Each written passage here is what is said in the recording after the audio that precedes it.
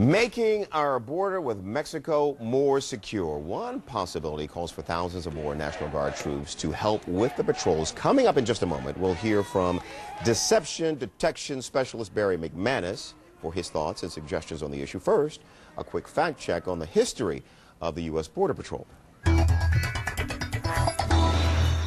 The U.S. Border Patrol got its start in the early 1900s. For a handful of agents on horseback, the job involved patrolling desolate, often rugged areas along the borders with Mexico and Canada.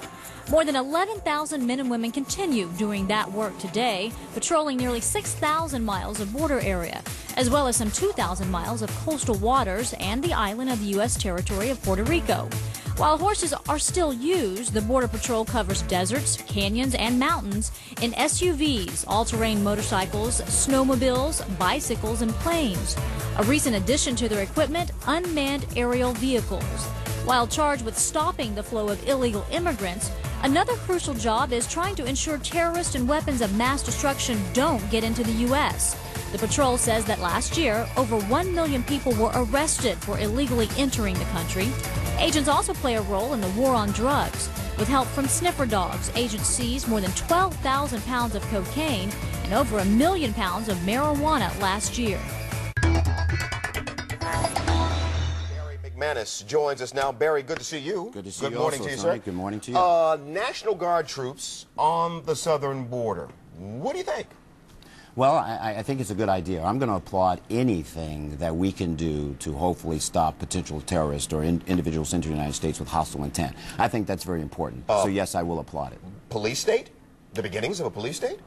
I don't want to say it's the beginnings of a police state because really... National ID card? Well, I will address the fact that I think it's a good idea to come up with new things, innovative things, to stop individuals that you believe that are entering the United States with hostile intent.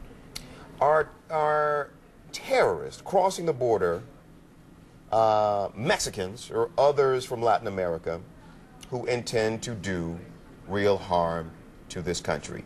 Is there evidence that that is in fact taking place? I am not going to address the hard evidence because it's there. But the fact, are individuals coming into the United States from different parts of the country, whether it's the southern border or the northern border? Absolutely. I mean, being in the news, you know there's been reported cases where individuals have tried to enter the United States with hostile intent. My job is to make certain those individuals aren't terrorists that are entering the United States with hostile intent, not just criminals. It seems, though, that to this point, the intentions of the people coming in from the southern border is to improve their lives economically, not to do real harm to the United States in the sense of terrorism. Do you have a sense that is changing or could potentially change? Obviously, anything is possible. Well, it's unfortunate that the individuals that are coming into the United States to make their lives better and make their family lives better, that they're caught up in this whole unfortunate past 9/11, the idea that we have to stop everyone, we have to really put the best foot forward to stop everyone from entering the United States, period. Not even just for a better life. I'm only interested in those individuals, for me, for us, in law enforcement and intelligence, to stop those individuals specifically that are designing to come into the United States with terrorist intent. How do you identify that? Barry, I'm crossing the border illegally. True, but I'm not a terrorist. Barry, I'm not a terrorist. I'm just nervous as I sit here in front of you. I'm shaking, I'm sweating because I'm nervous because you're going to send me back. I'm not a terrorist. How do you differentiate between those two types of people? Well, let's start at the beginning. Yeah. My job is to train U.S. Customs and Border Protection officers to look for detecting deception first. Okay. Then part of that you have to understand is bringing that behavioral science package to law enforcement officers to be able to identify those indicators that may mean, just as you said, whether it's physiological, verbal, nonverbal. That's the first step. The second step is to say, you know what about the culture behind these individuals that are coming in? Not just Mexicans, anyone else that may be entering the United States that you believe that have those concerns, that are expressing it, whether it's nervousness or not. Take those individuals into a secondary environment and spend time talking to them. Because part of stopping people from committing terrorist acts is to get to know them, understand the mindset, understand the culture, the traditions, the values, all of those things that people have up in their head that you have to elicit during a secondary environment, a secondary interview. Do you believe if we had found a way to capture, arrest Mohammed Atta before the 9/11 attacks, do you believe you could have sat him in a room, interviewed him, and discerned the plot?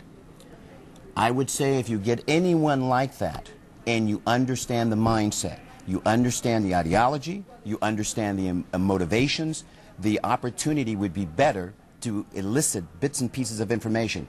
Would you have broken the case? Not necessarily. Would you may have gotten one thing, another name, a phone number, a potential name of another suspect. Would that have made it a little bit better for you to go out and stop this plot? One of the most horrific acts that ever happened to the history of the United States. The potential is there. That's good. Barry, thanks for your time this morning. We appreciate Thank it. you. That's good information. We appreciate it. We'll take a break, come back with more of CNN Saturday Morning right after this. Thank you.